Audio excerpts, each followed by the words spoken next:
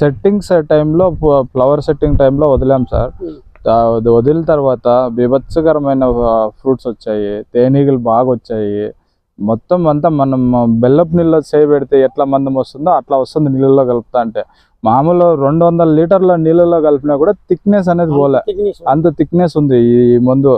కానీ వదిలినాక రిజల్ట్ మళ్ళీ చూద్దాం పొద్దున్నే వస్తే చూసిన మరుసటి రోజే విత్ ఇన్ గ్రీన్నెస్ కానీ సెట్టింగ్స్ కానీ ఎక్సలెంట్గా సెట్ అవుతుంది. మళ్ళీ దాని తర్వాత ఇంకో సైజులు కానీ వదిలినాము. సైజులు కూడా అట్లా మీరు చూపించిన దాంట్లోనే సైజులు కూడా 3 kgs వరకు వస్తున్నాయి సైజులు.